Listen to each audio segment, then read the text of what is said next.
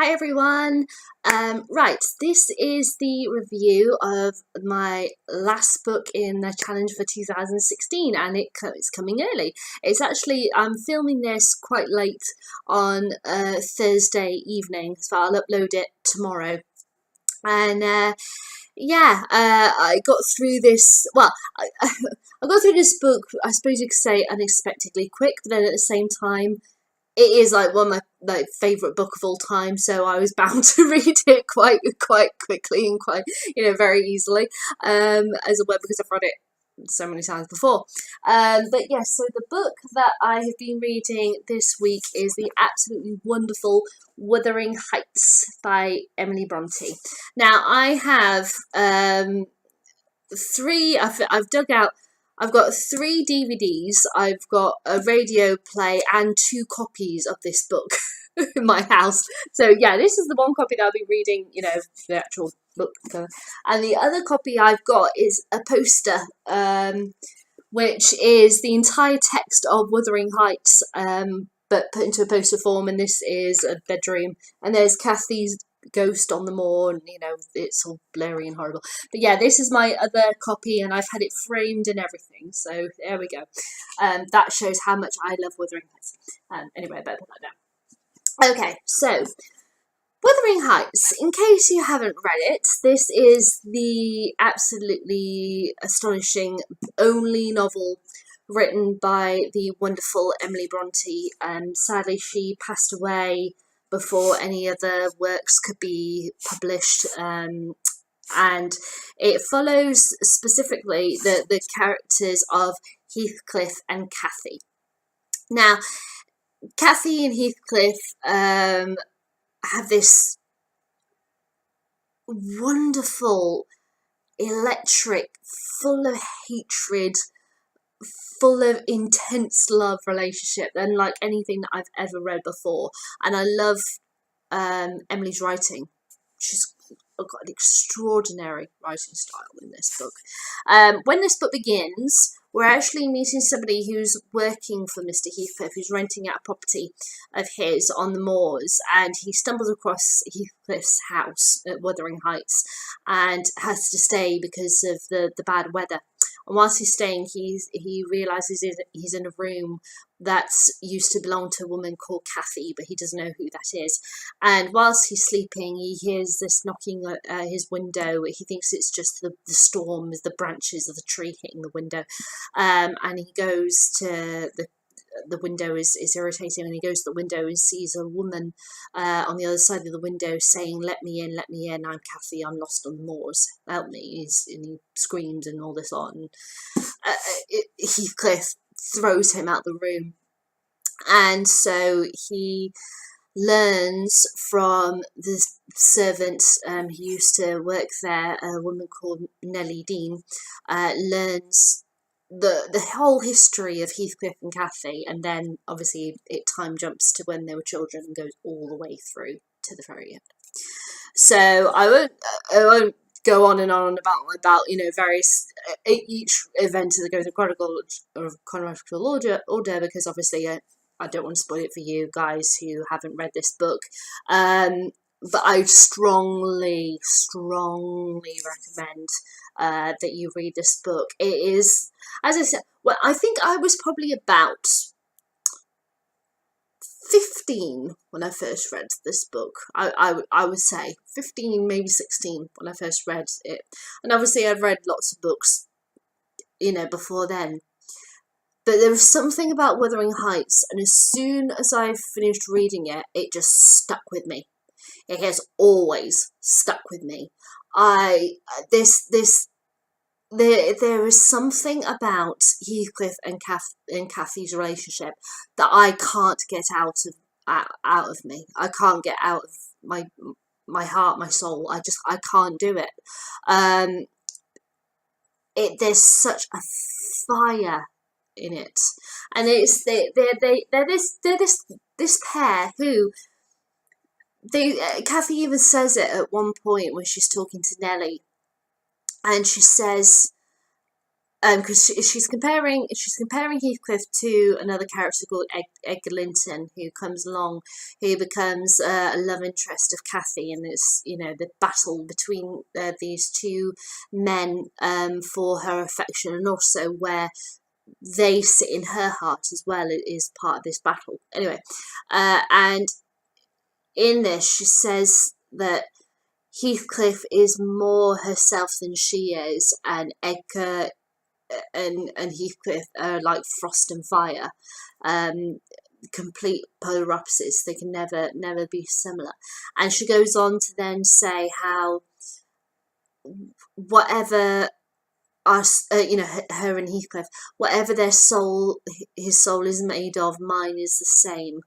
Um, that that he's more herself than she is, and how she's often imagined herself to be Heathcliff, and then she realizes, she just suddenly says, Ellen, I am Heathcliff, because the only happiness that he has felt, the little happiness, she's felt it too, and all the suffering they've gone through together, they're soulmates.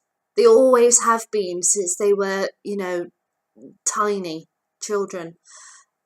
And even though they come from very different backgrounds, and he was integrated into their family as this adoptive child from the streets of Liverpool, who's got kicked about and abused terribly on the streets, starved and such. He was very quiet and keeps to himself. But she is quite, even as a child, she's quite vivacious and she's quite bold and everything, and she talks a lot and such. So she, opposite and alongside him, who's very quiet, you wouldn't think that the two of them would get along at all as children and going into adulthood. But they do, and she brings out something in him, and he becomes very warm and opening and everything. But he does have this very dark side, and Cathy also has a very dark side to her. And there's just something when the two of them together, it's electric. It's fiery. It's stubborn. It's angry. It's passion. It's bold, it's daring, it's amazing. I love it. I cannot get enough of these characters. Now my sister, she absolutely hates Wuthering Heights, cannot stand it at all. And not every story is for everyone. I totally get that. But I don't know. I think she doesn't get along with Emily Bronte's writing. Now, Emily, this as I said, this is her only book. Very, very sadly, she died very young. She was only like 26 or something. 27 or something. About that age. And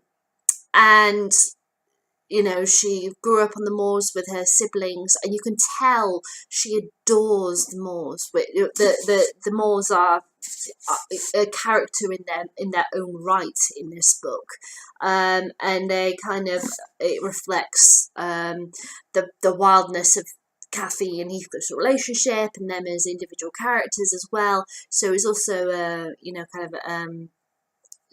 symbolic of them, as well as being this natural landscape that she grew up in.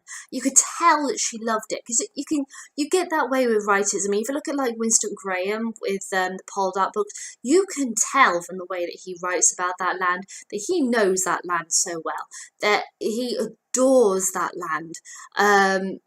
Cornwall is in his heart and his soul and his blood, in order to write the way that he does about it. So for Emily, it's exactly the same thing, that this world, this landscape and everything is in her heart and soul, and the way that she writes about it is so beautiful and elegant and harsh and cold and wild, and you really feel the rain and the wind, and how suddenly you can have it as beautiful blue skies, and then suddenly, because Dick and Elle, you're suddenly caught in this swirl of dark clouds and, you know, terrible storms and all this lot. And she just had such an amazing talent for this. It is so sad that she didn't live to write any more books. I would have loved to read more of Emily's works, just as so many, you know, millions of other people who have read Wuthering Heights would love her to have written more. As to what her other books would be, obviously we have absolutely no idea, but I wonder if she would have stuck to this kind of, in a sense, gothic-esque story. It's not so gothic, like you're talking like, you know, vampires and, you know, all that kind of, that side of gothic, but this side of nature and malice and greed and revenge and passion, and hatred and love and all of these, you know, where very human esque, because of the various emotions that, you know, that we go through in life and such, combined with, you know, realistic settings and such. So it's I would class it as gothic, but human, a human-esque gothic. I know that sounds completely bizarre, but that's how I see it. It has such a human touch to it. I think that's why it's such a classic, that not only does it have this, you know, darkness to it, there's a very realistic entity to it. As I said, these characters of Kathy and Heathcliff, you could really argue are not nice people. Okay, they are, you know, as I said, Kathy's like vivacious. She's very cruel. She could be really nasty and spiteful. She can be, you could say, vindictive. She's harsh. She doesn't think before she speaks. She doesn't think before she acts. She just goes for it. She does what she does. And Heathcliff, he is full of malice and hatred, or to the degree that he will destroy the next generation of, you know, Kathy, his children, his child, should I say, Kathy and Edgar's child, and even the child of Kathy's brother. He will absolutely destroy them in order to just, you know, even though Edgar may be destroyed, you know, directly, personally, because he has this blood connection to the next generation, he will do anything he can to destroy the next generation in order to make sure that his revenge is felt at every possible level. He is that, you know, determined, that harsh, that cruel. But there's something about him, and I don't know what it is, but there is something about him that I can't help but like and love. And I think it's just because of this relationship that he has with Kathy. It's one of those really messed up relationships, Heathcliff and Kathy, that I can't understand why, but I really like it. It's bizarre, but there's something. I think it's because of Emily's writing, how she wrote it, how she brought this electrifying world to life. It's absolutely extraordinary. It's kind of like, I suppose you could, you know, this is probably a bit of a weird comparison, but it's kind of like, for me, Victor Frankenstein. You know, he's a really obnoxious person, and just a monster for doing what he does with creating, you know, creating his creature and bringing it to life and all that lot, and the whole playing with life and death and all that lot. He's a really horrible character, but you can't help but feel sympathetic about his situation, and you can't help but, or at least I can't help, feeling really sad for him at the end. even though he's this really horrible character.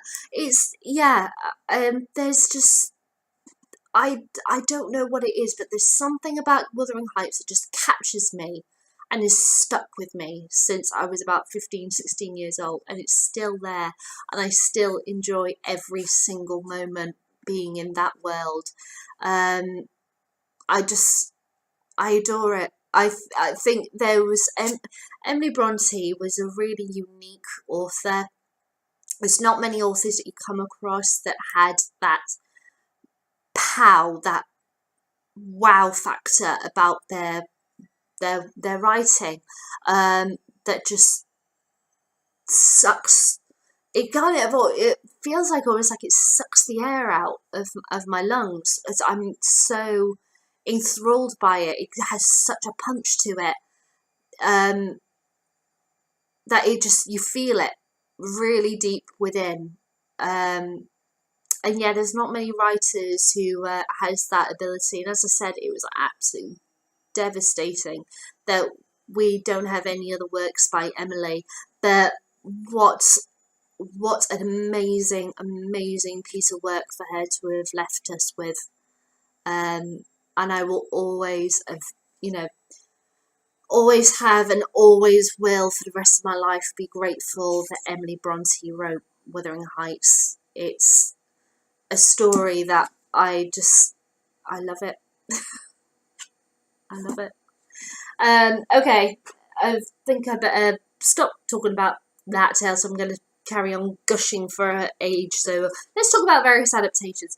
Now, the only radio one that I've got is this classic BBC drama, Wuthering Heights, with John Dutton and Amanda Root playing Heathcliff and Cathy. This is very good. Very, very good. It's from, I can't see when it was.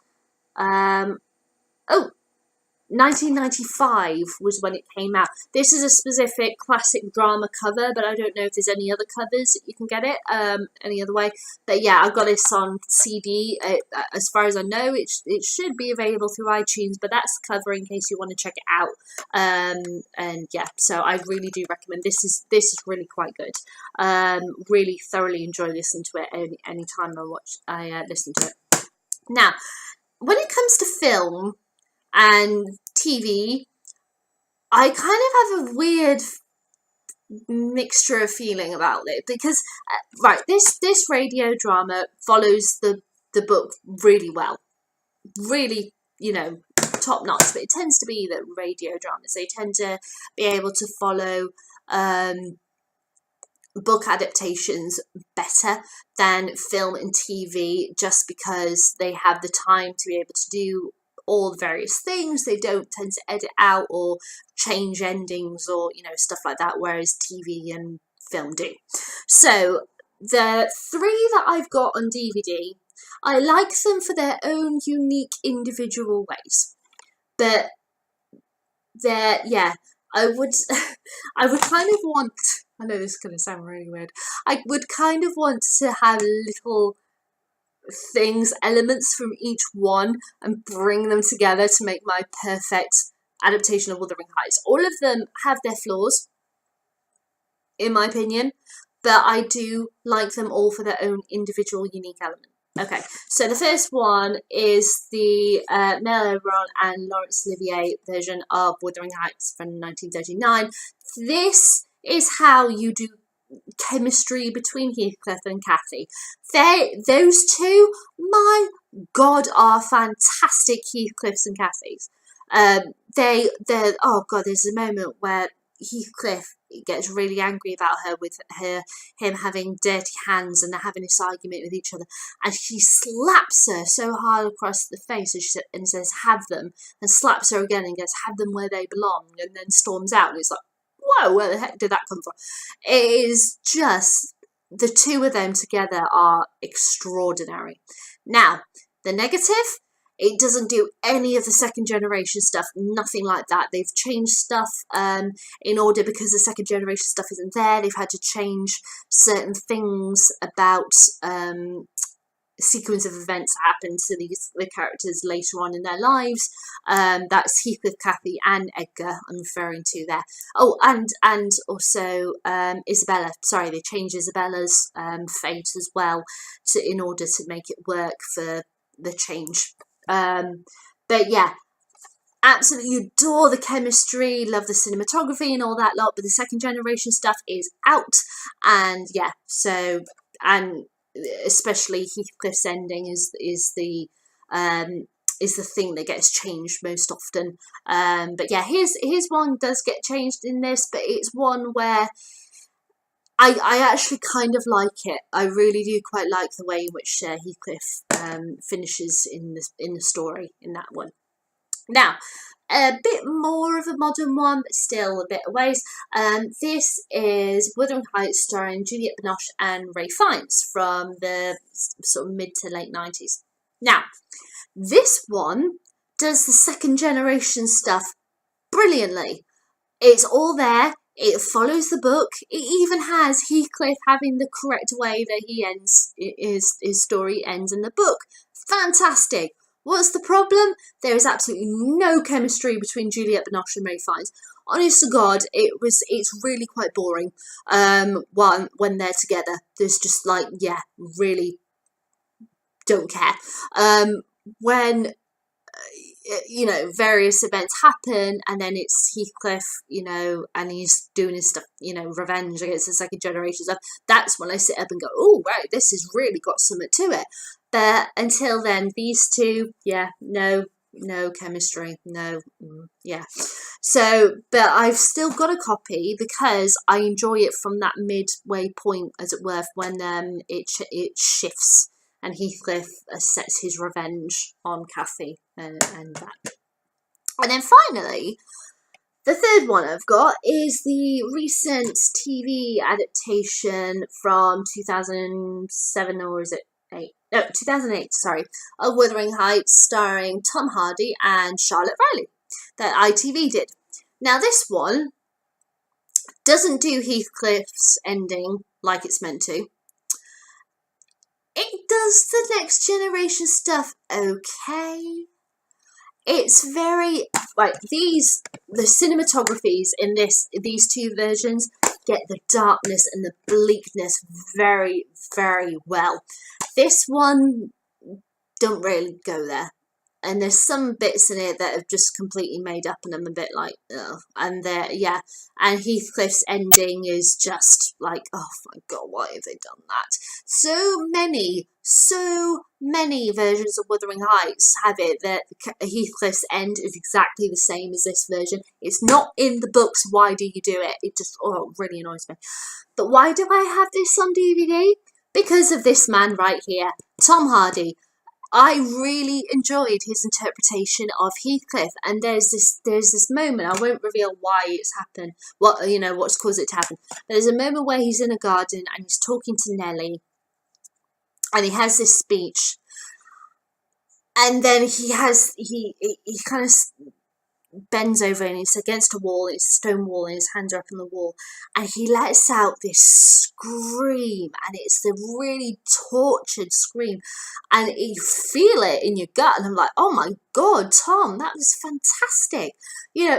I really like also Andrew Lincoln in this as Edgar. He plays a good Edgar, I have to say. But any other aspects, especially when you see their childhood and him being bullied and weird things that, and the relationship with Cathy's dad and other stuff on the moors and them hiding in the church and all this lot, I was a bit like, yeah. And the cinematography, it's quite light and airy when it's not like that at all in the book. Tom Hardy is the saving grace of this. This is why, if I could take Tom Hardy of this, put in the relationship, although Laurence Olivier does make a good, really quite good Heathcliff, but because of how they mess with the second generation stuff, it's a bit weird. So I would like the chemistry of this one, the Heathcliff, the interpretation of Heathcliff from this one and the second generation of this one, combine the three together, I would be very, very, very, very happy. If I had to choose a particular one that I love out of these three that I prefer, it would have to be the 1939, because that chemistry is undeniable. The cinematography, Laurence, for what he had to work with, Laurence Olivier did an amazing Heathcliff. You know, so this is my number one version adaptation of Wuthering Heights. If you want to go check it out, 1939, Wuthering Heights, starring Laurence Olivier and Emily Bronte. Okay, guys, I'm going to stop there. That was my thoughts on Wuthering Heights by Emily Bronte, the absolutely amazing Wuthering Heights. And that brings my 2016 challenge to an end. I can't believe it. So yeah, it's all done. And so what's going to happen next? Tune in for my next video and you'll find out. Alright then, guys, have you read this book? I'd love to know what you think. You leave me a comment in the comments box below, or if you want to show me what you think of this book another way, you can give me a thumbs up, a thumbs down. Entirely up to you. I'll let you decide. And yeah, I will see you guys soon for a video to explain what's going to be happening next. Alright then, guys, bye!